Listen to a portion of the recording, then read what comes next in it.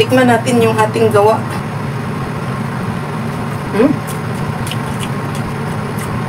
Perfect. Kung paano siya gawin, panoorin nyo mga idol ang aking video. Ayan, napakasarap.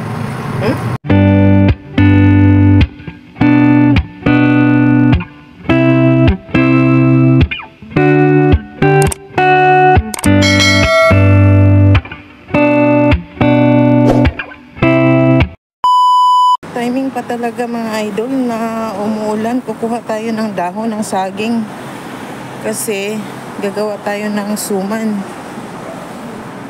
So tara, samahan nyo ako mga idol. Puntahan natin yung mga sagingan dito sa HK. So papunta tayo ng tabing dagat kasi nandun yata yung maraming saging dito sa HK mga guys. Ayan, suman pa more. Kaya ayan, tuloy naghahanap ng saging. So umabot talaga tayo dito sa beach guys. Ito yung ukay siya dyan. So dito kasi kami kumuha ng saging eh.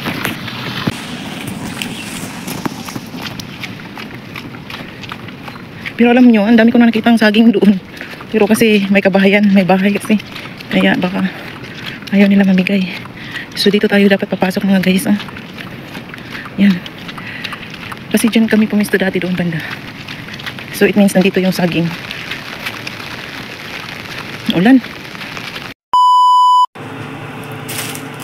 So ayan guys, success yung pagkuha natin ng dahon ng saging, no. Ayan, nakakuha tayo ng dahon ng saging kahit maulan. Tsaka na dito na yung ating malagkit mga guys. Nakababad na to, almost ano na to, 4 hours. So mamaya konti. So gawin na natin tong suman. Ayan, nakababad na siya.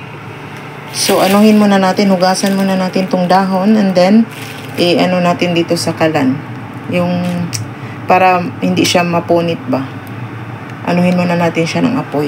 So hugasan muna natin tong dahon. So mga idol, welcome to my channel. So ayan, nakakuha tayo ng dahon ng saging, oh. Diba? Ang mahal kaya nito sa palengke guys. Isang ganito lang, yung isang dahon lang ng ano, tapos mayroong maliit, mayroong malaki, so hindi pantay. $8 na, oh, diba? So hugasan muna natin. So ayan guys, nahugasan na natin, pa isa-isa yan lahat. Ito pang tali ito. Kaya mahirap kasi kumuha ng dahon, kaya i-keep natin yung mga maliliit na ano, hiwa. So ayan, nakarami din ako, mga around 100 siguro yan na pieces ng dahon, no? So ayan, iganggang muna natin sa apoy yan mga guys para hindi siya mapunit pag binalot natin sa suman. So gamitin lang natin dito sa kalan habang wala pa sila amo. Ayan, so gawin muna natin siya guys.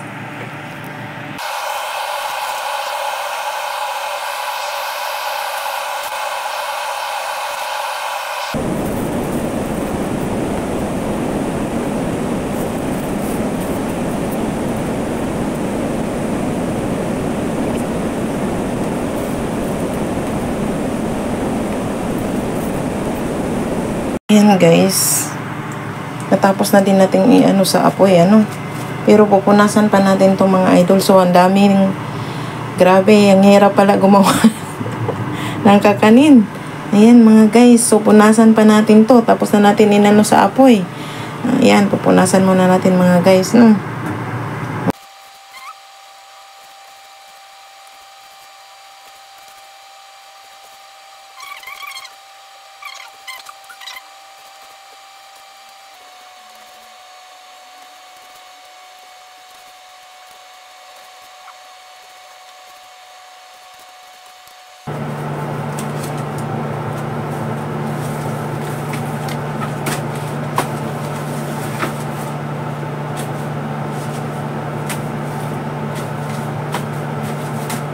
Ito pang tali.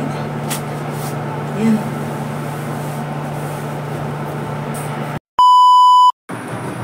So, ayan guys, after long hour, 12 hours, so, mag-ano na tayo sa ating gata para sa ating suman. Ayan siya, may dalawang gata tayo. Ayan. Dalawang can ng gata. Ayan. And then boil lang natin siya. So ayan mga guys, kasi kumulo na, lagyan natin siya ng ganito lang kalaki na luya. Tapos kuhain lang natin ng tatlong hiwa. Ayan. And then lagyan natin ng salt.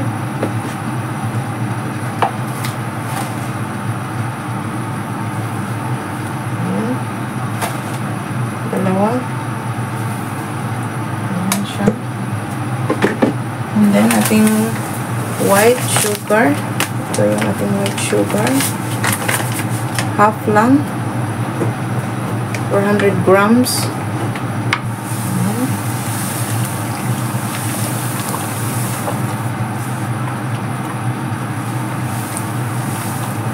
So, tikman muna natin guys kung okay na ba yung salt at saka sugar.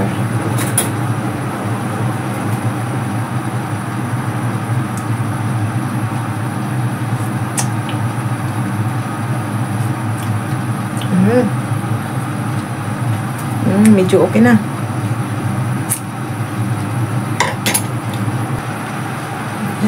Tuluin lang natin siya ulit. Ito na yung ating malagkit na nakababad ng almost 12 hours. Ayan siya. So, itapon lang natin yung water. Tanggalin lang natin yung tubig, guys. Remove lang natin yung water. Ilagay na natin yung ating bigas malagkit.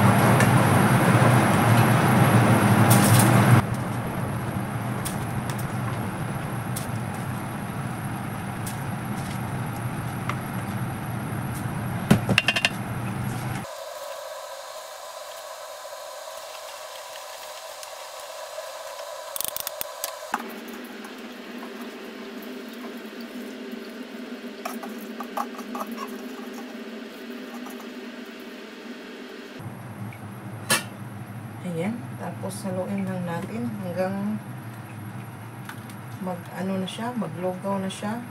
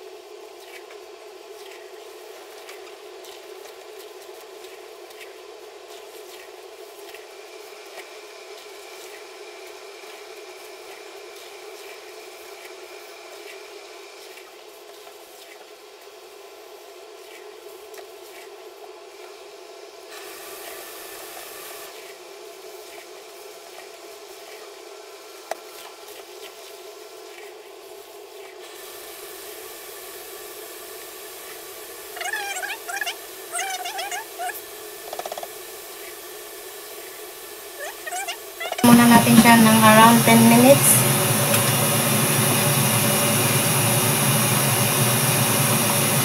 Make sure yung rice niyan mga guys ay hindi pa siya luto. Yung malagkit natin ay hindi pa yan luto. So, ayan. Patayin natin yung apoy. And then, ibabad muna natin siya ng around 10 minutes, okay? So, magbabalik tayo mamaya ng 10 minutes. Wala na siyang apoy, ha?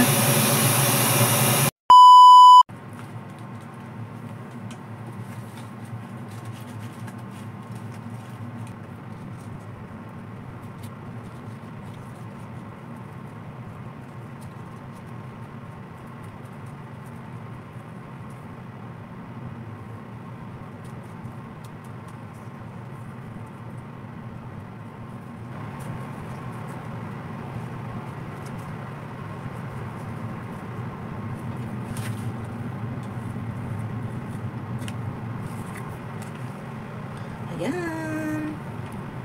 Panoorin nyo guys kung paano siya gawin. Ang aking suman malagkit. Twisting natin siya.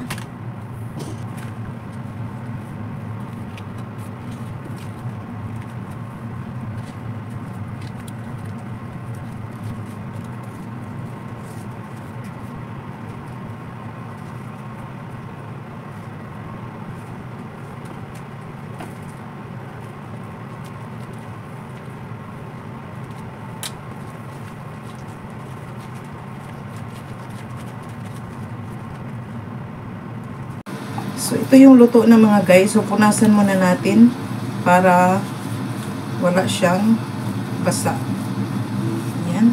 Punasan natin and then gupitan natin dito.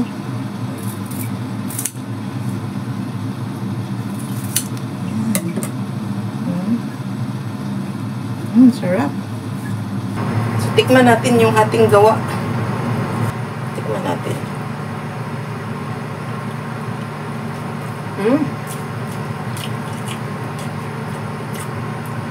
Perfect.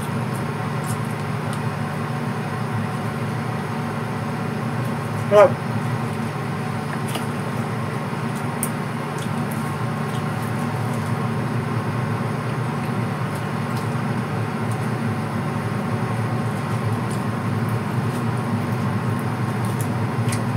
Ayan. Kung paano siya gawin, panoorin nyo mga idol ang aking video. Ayan, napakasarap.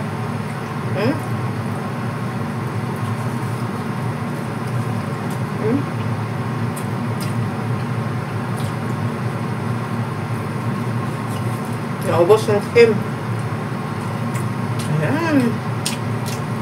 Please don't forget to share, like, and subscribe for more videos. Bye!